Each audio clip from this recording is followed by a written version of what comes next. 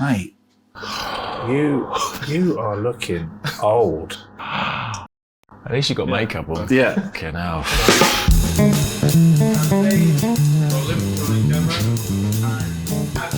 I'm always impressed by your lustrous dark hair, Tommy. Thank you, mate.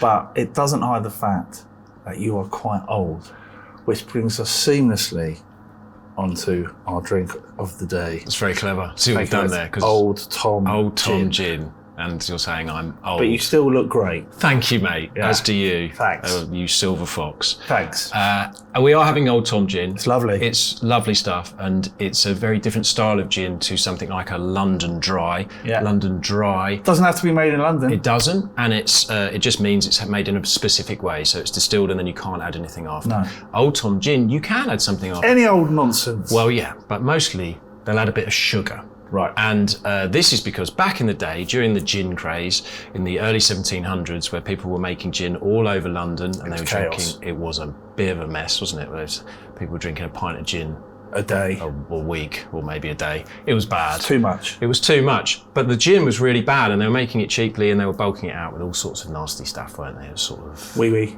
Wee First. People were weeing in their gin to make it taste better. Sulfuric acid, apparently. Don't do record that. show.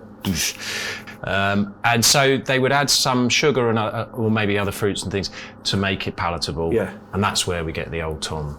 And style. because it was causing so much chaos, the government introduced loads of legislation to stop people making bad gin. But then there were people like Captain Bradstreet who got round this legislation by being very, very sneaky. And what he did, this is where the name comes from. Well, at least it's the best story where the name came from. We won't say too much because all the gin geeks will jump on us and say, that's not, but this is our favourite. It's the best story. This is our favourite This is the best story. Yeah. So the reason it's called Old Tom is because Captain Bradstreet, he got round the legislation by putting a sign, putting a picture of a cat outside his premises and putting a little lead pipe out the cat's mouth, and then thirsty passers-by would walk by, give them a penny or something, and then in return this gin would be squirted out into their mouths or usually into a container. I don't know. I don't know. Well, I don't know. We weren't there. We weren't there. The point was that's where Old Tom Cats, the cat and all of that carry on comes from.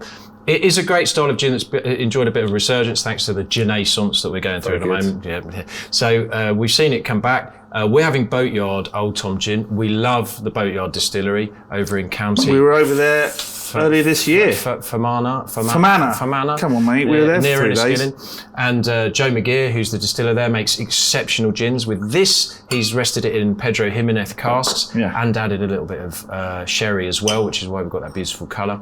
It's an exceptional gin in its own right. It's an exceptional example. It's an amazing Christmas gin. It's really... It is so nice.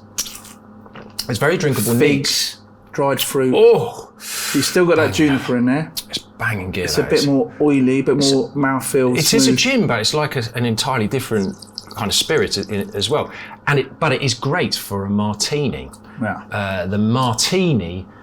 The history is there's much conjecture around that as there is around the Old Tom. I don't want to get to that. Ooh, the comments.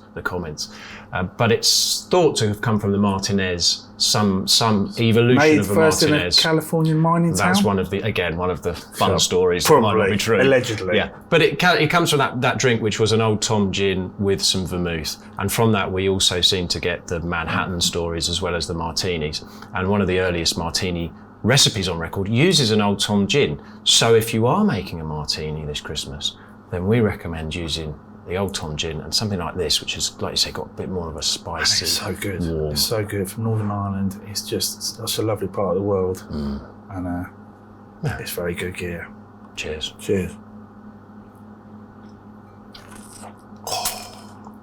That's good. So good. I think we should film that again just so we can have some more. I want to do 5 more takes, please.